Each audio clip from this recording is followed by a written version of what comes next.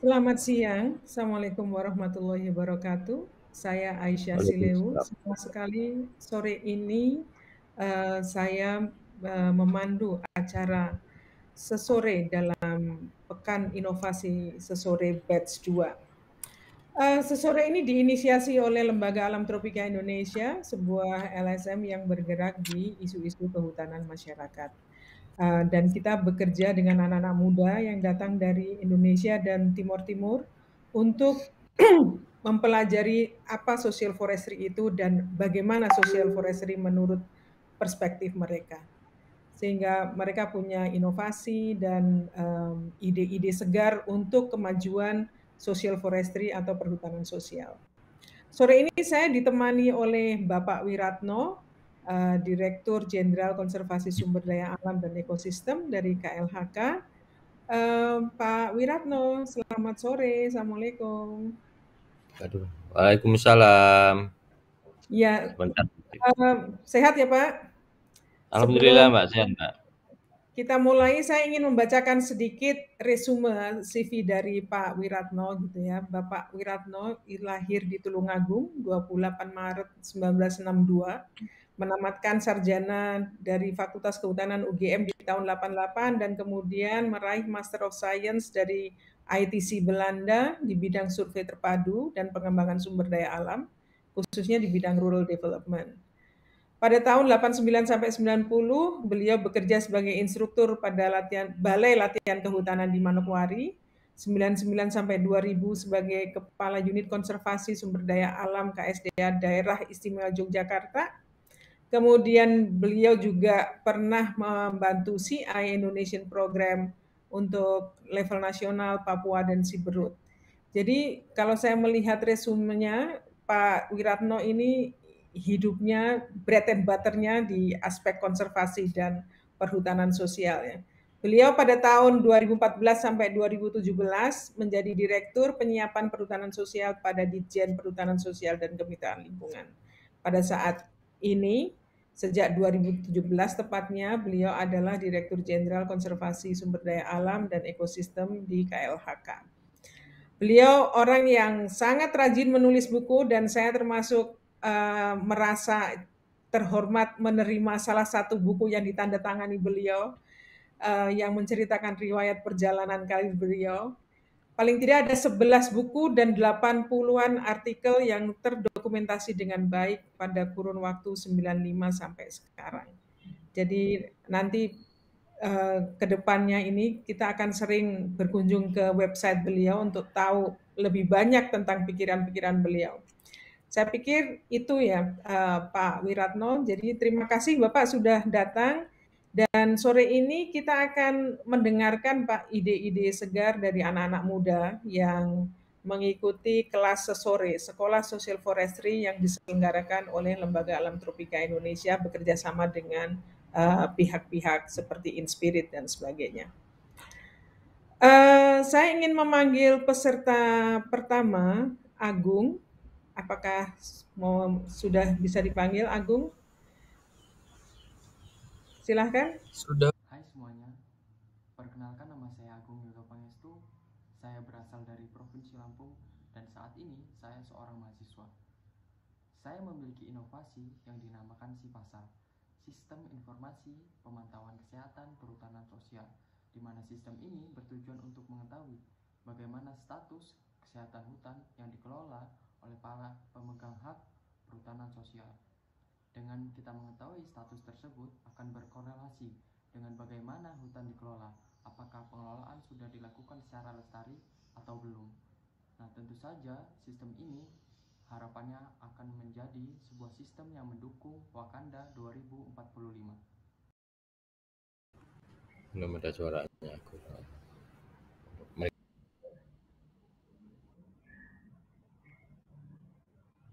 Oke, Agung, mungkin apa namanya nanti sebelum presentasi kenalan sedikit ya, mengingat kita apa tadi ada kendala teknis suara. Saya ingin tahu Agung hari ini inovasinya akan ini apa tentang apa ya? Baik Bu, inovasi saya dinamakan SIPASAL, Sistem Informasi Pemantauan Kesehatan Perhutanan Sosial, di mana sistem ini nantinya dapat digunakan untuk melihat apakah perhutanan sosial, kawasan perhutanan sosial itu dikelola secara lestari atau tidak. Kurang lebih seperti itu, Bu. Iya, kira-kira apa yang mendorong kamu untuk memilih topik ini, memilih inovasi ini? Dengan 12,7 juta hektar ini kan kawasan yang cukup luas dan tantangan tersendiri bagi stakeholder dalam hal memantau apakah kawasan hutan tersebut dikelola lestari atau tidak, sehingga diperlukan inovasi seperti itu. Oke, baik Agung, tanpa membuang waktu lebih banyak, saya persilahkan kamu untuk presentasi selama 5 menit, dan setelah itu kita akan minta pendapat Pak Wiratno gitu ya, untuk inovasi ini. Dan sebagai murid yang baik, kita harus tetap terbuka dengan pendapat, kritikan yang membangun gitu ya Agung, terhadap inovasi. Ya, insya Allah bisa dijalankan begitu ya. Silakan Agung. Baik, terima kasih Bu Aisyah. Sebelumnya, Assalamualaikum warahmatullahi wabarakatuh. Perkenalkan, nama saya Agung Hingga Pangestu. Saya berasal dari Provinsi Lampung, dan saya salah satu siswa sesore batch 2, di mana siang hari ini saya akan mempresentasikan inovasi saya yang berjudul SIPASAL, atau Sistem Informasi Pemantauan Kesehatan Perhutanan Sosial. Kita ketahui bersama, perhutanan sosial merupakan program pemerintah di mana perhutanan sosial adalah sebuah sistem pengelolaan hutan lestari di kawasan hutan milik negara. Oke, next. Di mana ada 12,7 juta hektar kawasan yang disiapkan untuk perhutanan sosial, dan ini bisa bertambah lagi kawasannya. Next. Dengan luas kawasan tersebut menjadi tantangan sendiri bagi stakeholder atau pemerintah terkait monitoring dan evaluasi, sehingga dibutuhkan sebuah inovasi yang dapat menjawab tantangan tersebut. Next. Nah, kawasan kelola perhutanan sosial perlu dipantau atau dimonitoring. Dan di sini saya memiliki inovasi yang dinamakan SIPASAL, yaitu Sistem Informasi Pemantauan Kesehatan Perhutanan Sosial, di mana dengan sistem ini kita bisa mengetahui apakah kawasan perhutanan sosial sudah dikelola secara lestari oleh para pemegang izinnya, sehingga apabila kawasan tersebut belum dikelola secara lestari dapat menjadi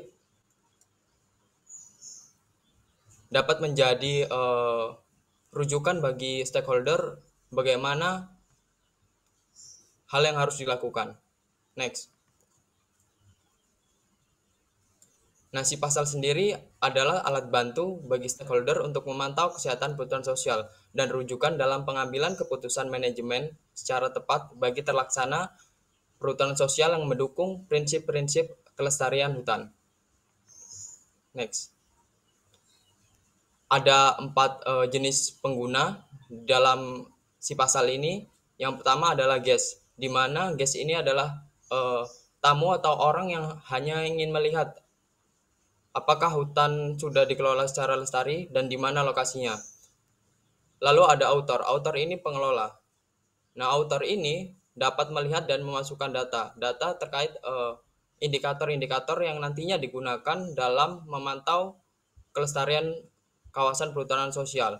Nah, untuk menjaga data tersebut dan memastikan data tersebut yang diinputkan itu benar, maka diperlukan auditor. Nah, auditor ini dapat dari NGO atau akademisi atau orang-orang yang memiliki kemampuan untuk menjudge apakah hutan tersebut sudah dikelola secara lestari atau belum.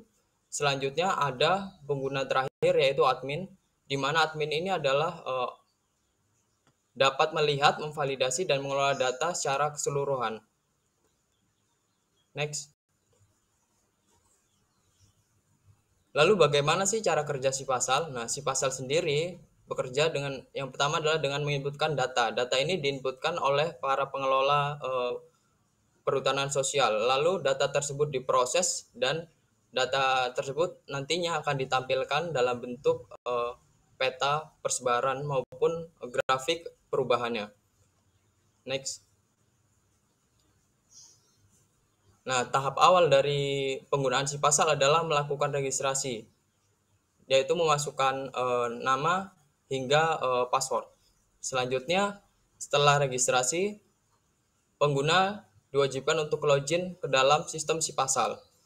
Dan setelah login, pengguna dapat menambahkan data dari setiap indikator yang nantinya digunakan untuk melihat kelestarian hutan. Oke, next.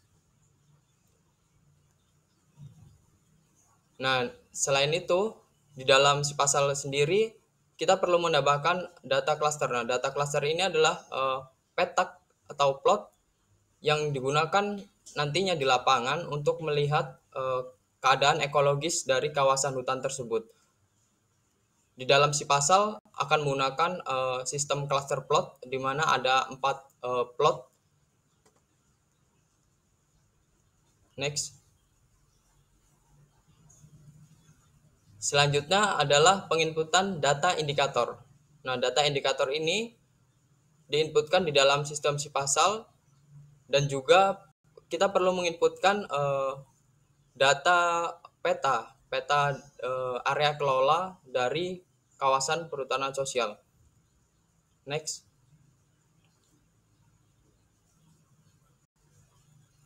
Nah, di dalam sistem Sipasal kita bisa melihat data dengan mencari data kesehatan hutan yang ada di kawasan perhutanan sosial melalui lokasi dan skema dari perhutanan sosial yang ada. Next.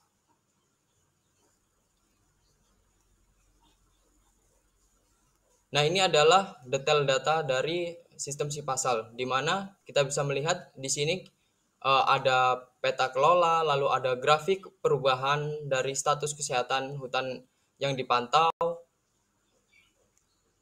dan ada indikator-indikator yang nantinya digunakan dalam sistem Sipasal sendiri. Next.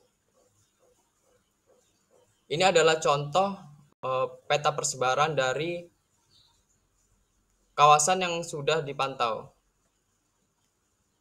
Kita bisa melihat bahwa di sini ada titik-titik yang nantinya berisi pohon-pohon atau tanaman yang ditanam oleh para pengelola. Kita bisa melihat misalnya pohon sonokling, bagaimana keadaannya, apakah buruk atau tidak, dan di mana titik koordinatnya.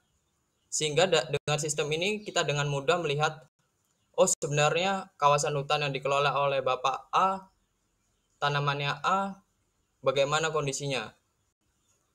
Next.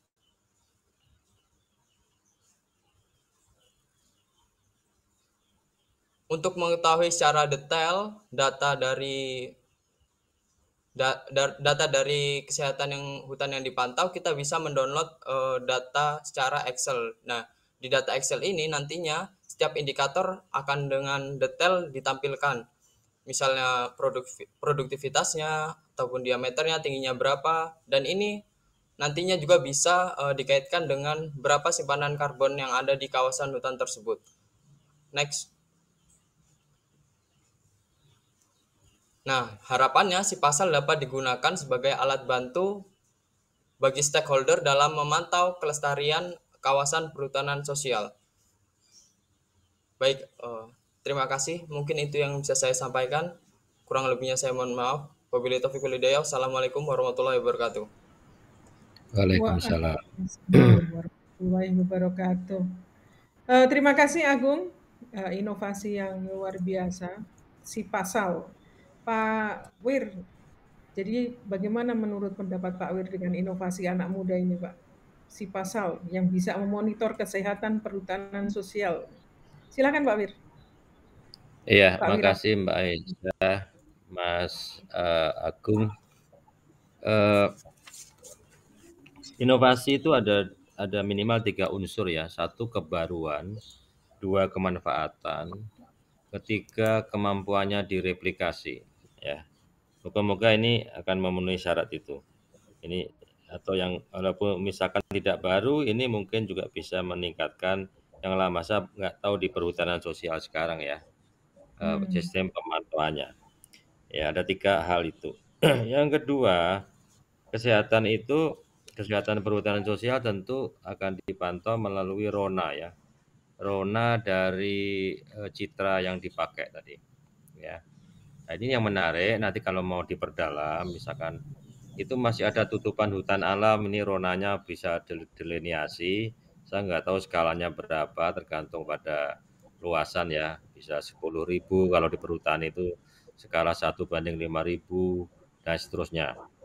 Juga bisa dibantu dengan alat drone sehingga kita bisa mengetahui sebetulnya RONA tutupan satu unit hutan sosial, misalkan ada yang 1.000 hektar, itu ada yang masih hutan alam, ada yang agroforestry campuran, kemudian ada yang melulu kopi, kalau di Lampung ya, ada kopi tentu tutupannya beda, RONA-nya. Ini yang menarik nanti ya.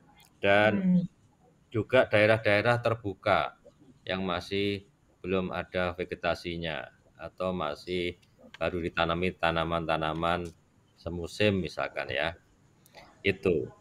Yang ketiga yang menarik adalah saya belum tahu nanti bisa dijelaskan apakah pernah dilakukan ground check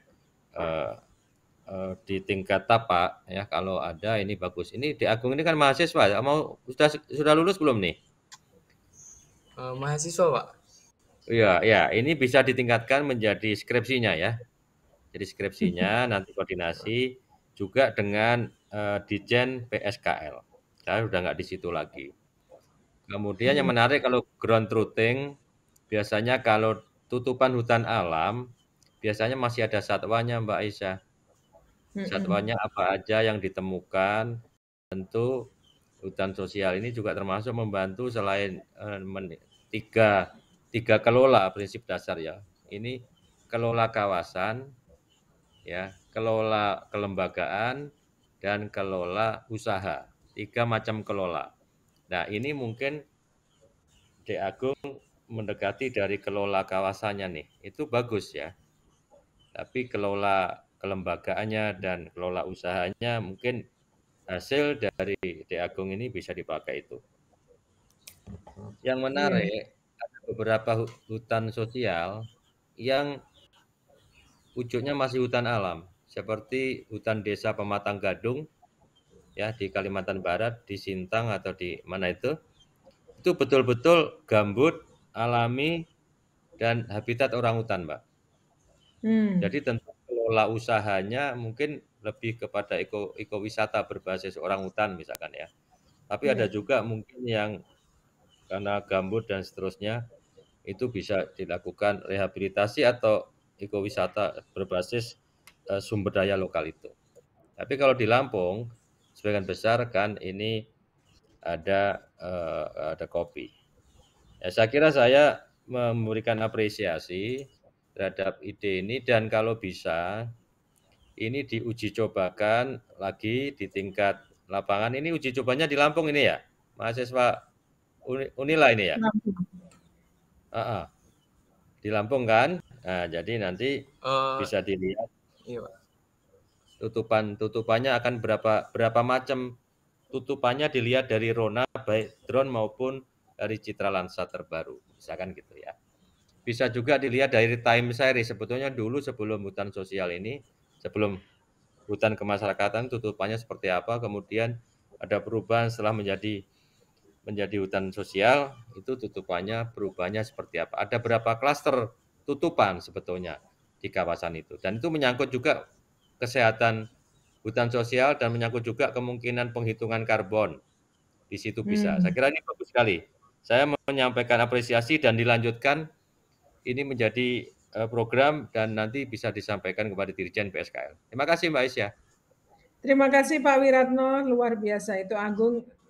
Jadi sudah ada apresiasi ya, dan ini perlu dilakukan studi lebih dalam gitu ya, bagaimana benar-benar bisa membantu monitor kesehatan perhutanan sosial dan nantinya akan bisa dikaitkan dengan isu-isu jasa ekosistem yang lain kayak karbon, air bersih dan sebagainya. Well done Agung, terima kasih. Dan apa namanya, jangan patah semangat untuk meneruskan ya, kalau bisa ini jadi skripsi gitu, biar Iya ya kan harus, bisa itu. Bisa iya saya diuji dukung tuh sama Mbak Pak Isya. Wiratno. Iya diuji sama Pak Wiratno. Baik, terima kasih Agung dan Pak Wiratno masih di sini ya, karena kita juga akan Siap. mendengarkan apa namanya inovasi yang lain. Yang ini dari mahasiswi Pak, dari seorang perempuan. Kita panggil Dewi Rafika. Silahkan Dewi Rafika.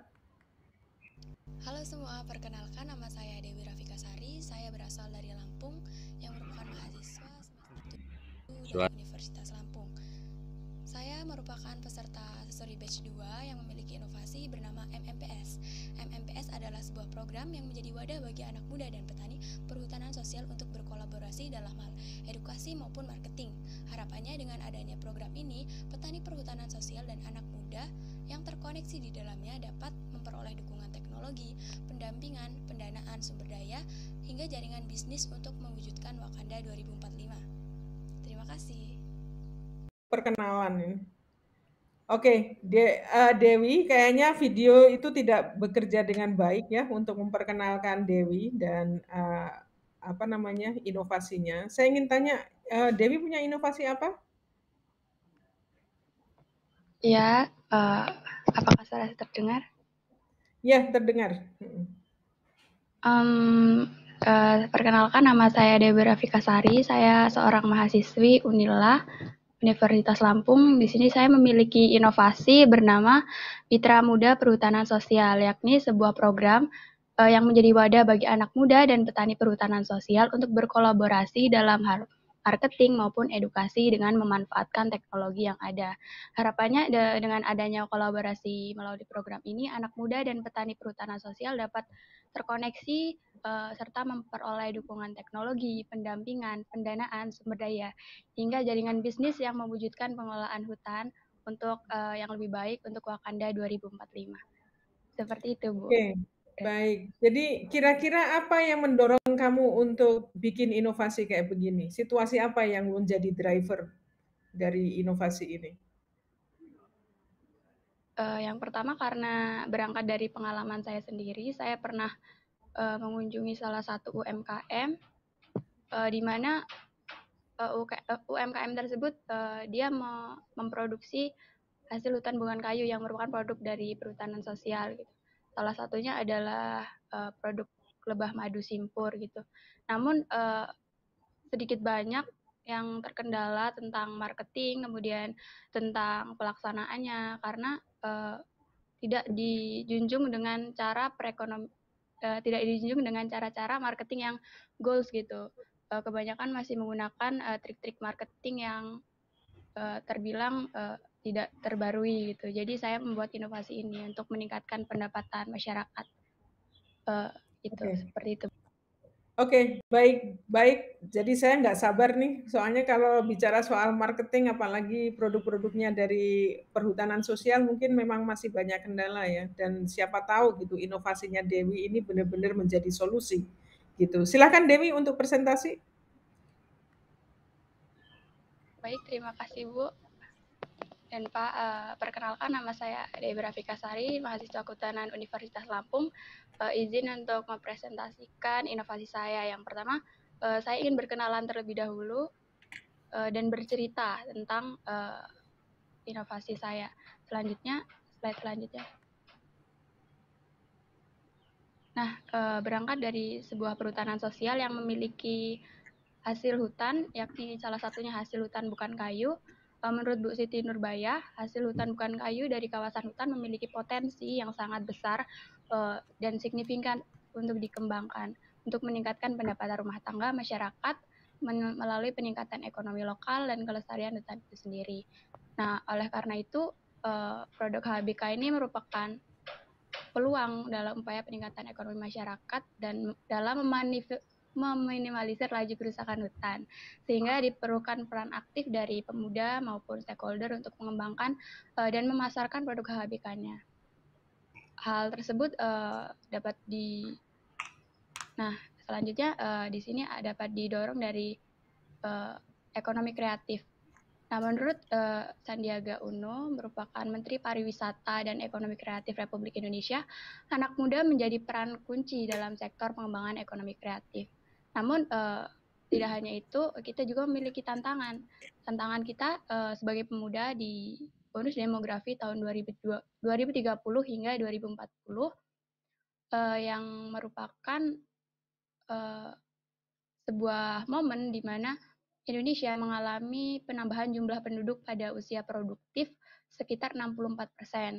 Nah, Indonesia memiliki potensi antara lain salah satu pasar terbesar di dunia, sehingga kualitas SDM yang menguasai teknologi, kemudian ada potensi untuk menjadi inovatif dan produktif, serta kemampuannya untuk mentransformasikan ekonominya. Nah, kaum muda lulusan perguruan tinggi maupun pendidikan lain dapat menciptakan lapangan kerja terkoneksi dengan industri dan dapat mengembangkan inovasi dan kreativitasnya. Oleh karena itu, kolaborasi ini menjadi satu hal yang sangat penting, terutama dalam hal pengembangan HBK. Selanjutnya,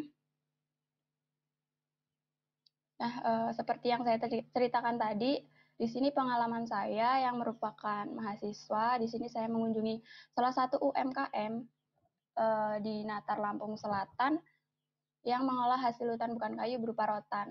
Nah, UMKM ini berdiri cukup lama dari tahun 94 sampai dengan sekarang.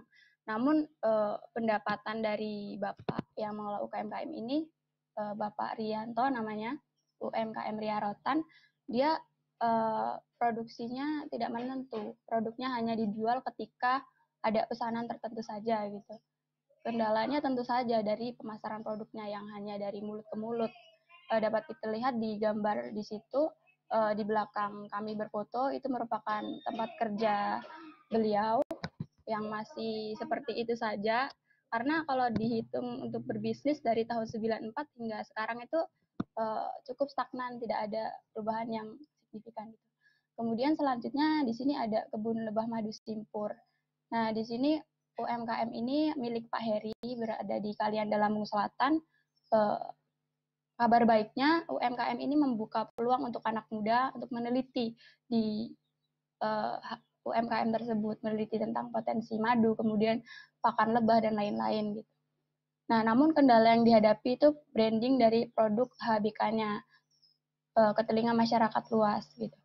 Harapannya dengan adanya kolaborasi ini, dengan melakukan penelitian bersama anak-anak muda, selain itu ada magang juga, dapat membangun kepercayaan masyarakat luas untuk memilih produk HBK dalam memenuhi kebutuhan sehari-harinya.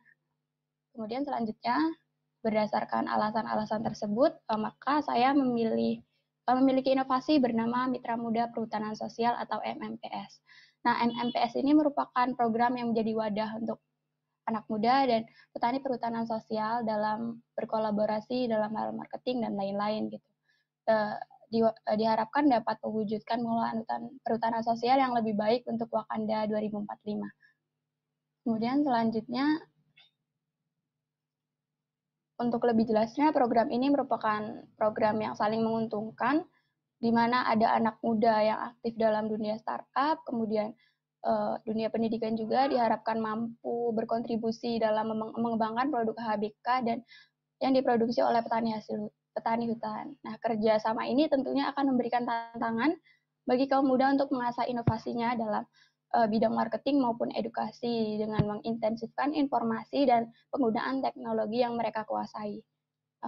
Harapannya dapat menjadi titik awal gitu dari pengembangan produk HBK di telinga masyarakat lokal sehingga dapat menggait pasar global dan dapat meningkatkan perekonomian masyarakat luas gitu. Selanjutnya ada bagaimana bentuk kerjasamanya.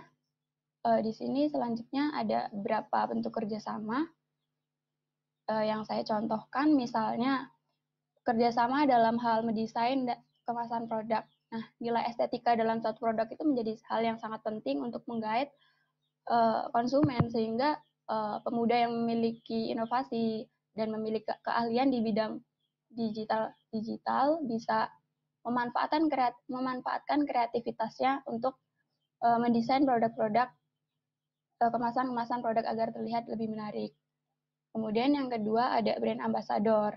yang bertugas untuk menggait konsumen, meningkatkan brand awareness, dan lain-lain gitu. Adanya BA ini diharapkan dapat tidak hanya yang terkenal tidak hanya produknya saja, tapi bagaimana cara kita mengelola produk tersebut, bagaimana perjalanan produk tersebut dari mentah hingga menjadi produk jadi, bagaimana kontribusinya dalam melestarikan lingkungan gitu. Kemudian ada reseller yang bertugas untuk menjual produk dengan nama brand petani, kemudian ada agen produk gitu. Lalu di sini ada pengolahan bahan mentah menjadi produk siap jual. Nah, ini untuk mitra muda yang tertarik dalam bidang bisnis gitu. Contohnya yang anak muda sekarang tuh kan dia lebih tertarik dalam dunia bisnis, kemudian dia lebih suka membuka bisnis seperti coffee shop, bisa adanya bisa menjadi salah satu peluang yang sangat bagus gitu untuk menjalin relasi dari petani dan anak muda itu sendiri. Kemudian ada magang dan penelitian. Nah, peluang untuk magang ini harapannya dapat menarik masyarakat gitu.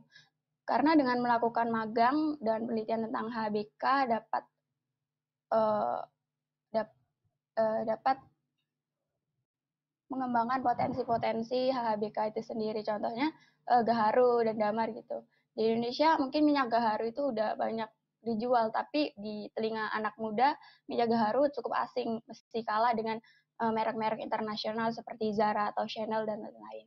Harapannya dengan adanya kontribusi anak muda untuk membranding produk atau meneliti tentang minyak gaharu ini, minyak gaharu dapat menjadi sebanding dengan Zara atau Chanel dan lain-lain. Selanjutnya ada keuntungan petani. Di sini ada beberapa keuntungan petani secara umum dapat. Yang pertama dapat mengenalkan produk hasil hutan dan turunannya kepada masyarakat luas, kemudian dapat mempermudah menjalin relasi kepada masyarakat dan anak muda, kemudian dapat meningkatkan pendapatan petani tentunya, dapat mengatasi masalah pemasaran, dan lain-lain. Selanjutnya, di sini ada keuntungan keterlibatan generasi muda secara umum. Yang pertama, yang jelas dapat mengembangkan minat berwirausaha. Yang kedua, mengembangkan minat di bidang marketing, memberi peluang penelitian dan magang, serta mengeksplor lokasi baru, yang siapa tahu bisa dijadikan tempat wisata, kemudian dapat menghasilkan pendapatan. Kemudian selanjutnya, di sini ada ilustrasi untuk wadah dari program Mitra Muda Perhutanan Sosial ini berupa website yang dapat diakses petani hutan dan calon mitra muda gitu.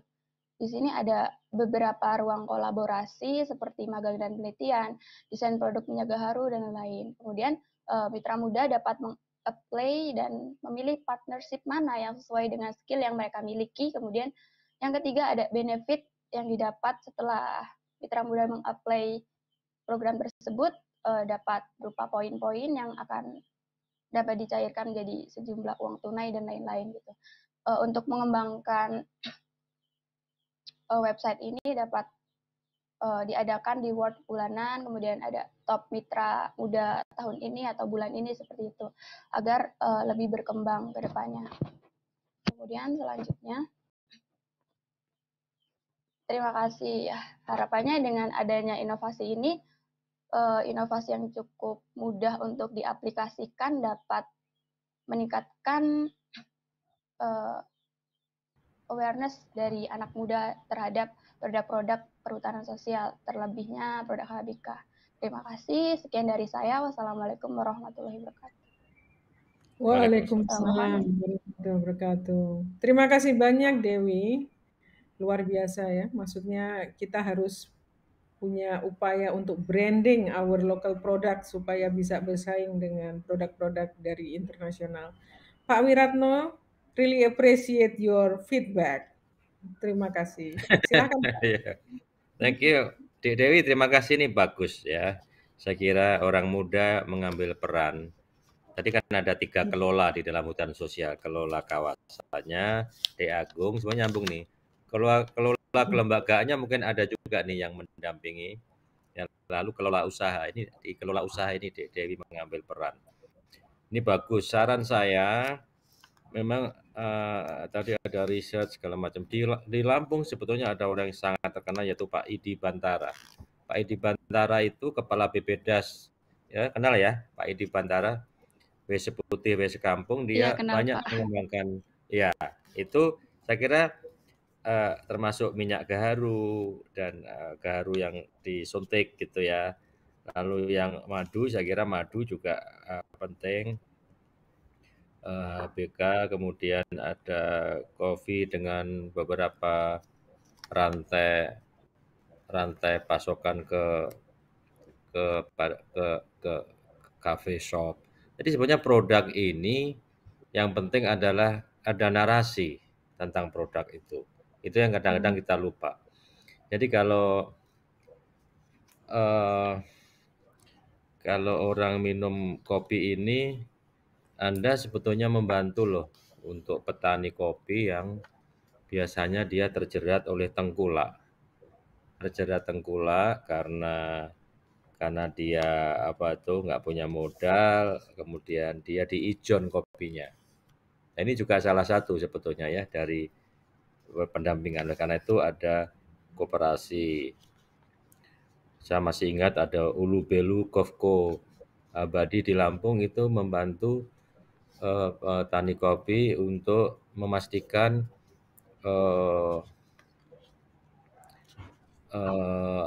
kualitas kopi. Ya, masalah produk ini soal kualitas ya, kualitas kopi dan juga kontinuitas pasokan. Ini problem. Lalu memang ada branding, ada packaging, tapi juga ada narasinya. Itu menurut saya ini bagus, tapi saya saran juga Dek Dewi dan kelompoknya ini memilih 1 atau 2 produk dulu yang mudah dulu. Misalkan kayak madu atau kopi atau gaharu. Kalau gaharu kan sudah sampai ekspor sebetulnya. Ya. Kemudian tentu memotong jalur marketing dari petani yang jauh sekali tempat tinggalnya dan kebunnya dengan adanya produk yang harus continuous dan kualitas yang bagus. Misalkan sekarang mereka cenderung ada kelompok yang organik, suka organik.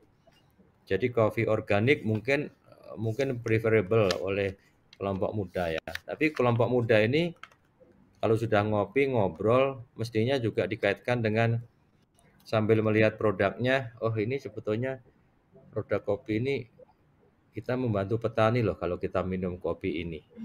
Karena ada narasi di dalam produk itu tentang proses pendampingan dan seterusnya. Saya kira ini kekuatan di inovasi ini tentu karena ini orang muda, Mbak Aisyah, orang muda yang peduli pada petani-petani pinggir hutan dengan kerangka era digital saat ini. Jadi sebetulnya era digital itu marketing itu sangat mudah melalui medsos ya. Saya pernah menjual buku saya lewat Shopee misalkan ya. Walaupun buku saya sekarang saya gratiskan ada di iwstripcenter.com itu kanal saya untuk buku-buku gratis. Tetapi sebetulnya kita bisa menjual produk dimanapun. Nah, harus ditemukan inovasi yang paling keren dari Mbak Dewi dan kelompoknya ini. Di segmen mana Mbak Dewi akan mendampingi petani dan membangun narasi positif antara kopi dan pelestarian hutan dan kesejahteraan petani. Sehingga petani dan bahkan membangun kelompok muda di desa yang memang peduli pada ini Mbak Dewi, peduli pada digital marketing ini, tapi dalam satu rangkaian hulu hilir yang padu, yang terpadu ya. Jadi kalau ini kopi organik, ini mempunyai nilai karena ini ada kelompok tani hutan. Ya, ya. Kalau di Lampung kan hampir 100.000 lebih nih hutan kemasyarakatan, 100.000 hektar ya. Mungkin Iya. 105.000 sekarang.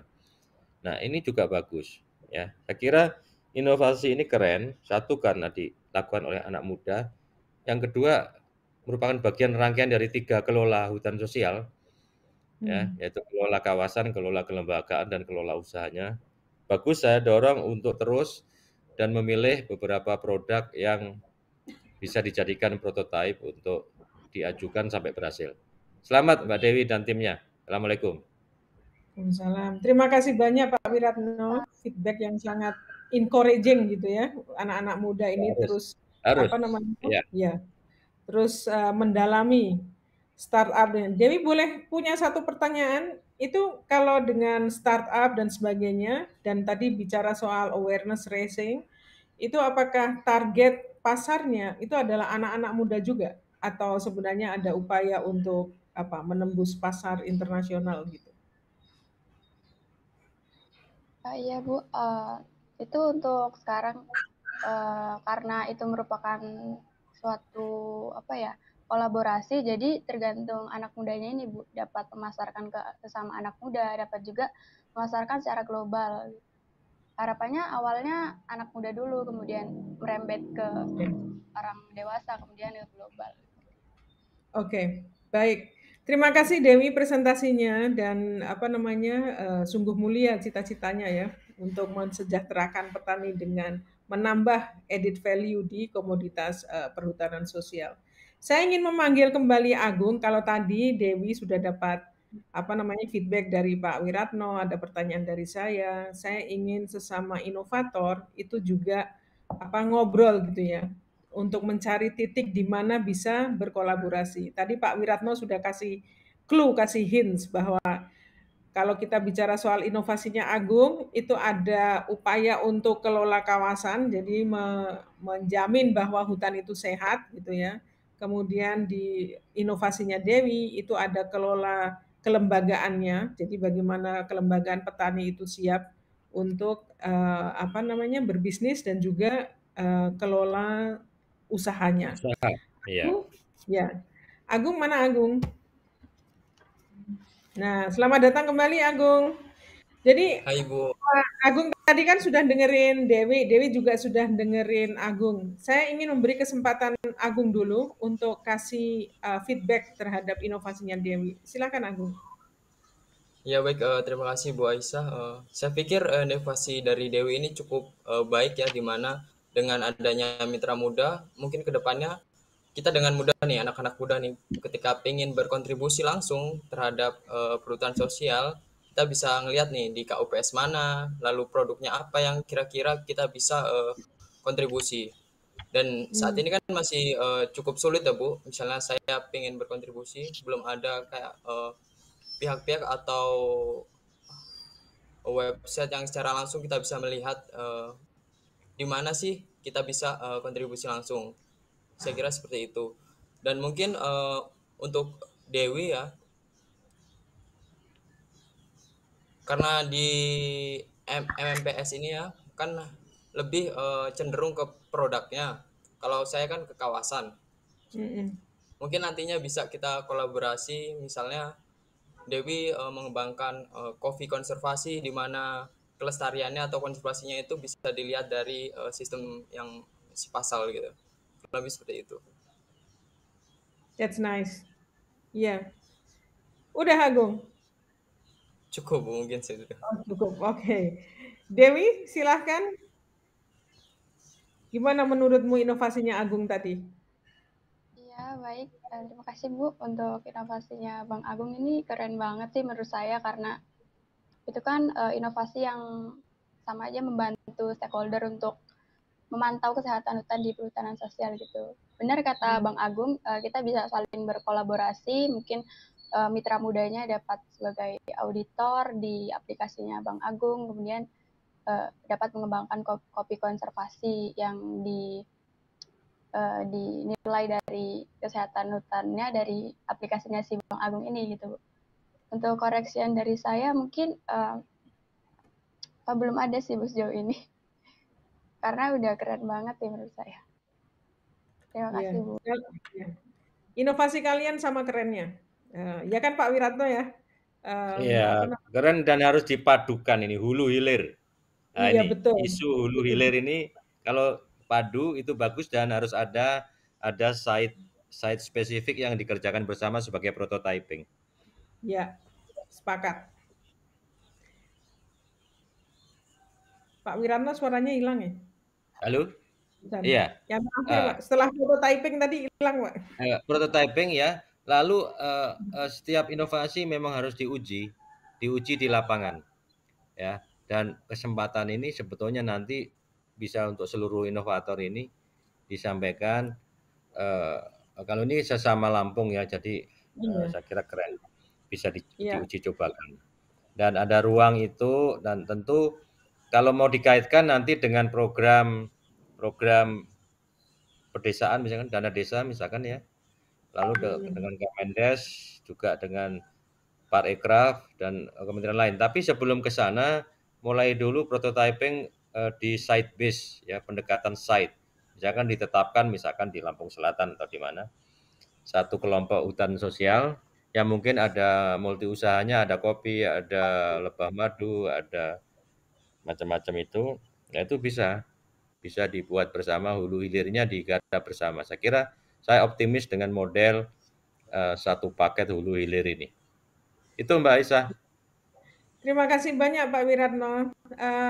Jadi begitu ya, Agung, Dewi, karena kalian tinggal di provinsi yang sama di Lampung gitu ya. Jadi kesempatan untuk mewujudkan kolaborasi ini sangat besar gitu ya. Dan dan harus segera dilakukan gitu ya, supaya memberikan contoh seperti tadi yang Pak Wiratno bilang bahwa kita harus punya prototyping dan siapa tahu bisa direplikasi di wilayah-wilayah lain di seluruh Indonesia.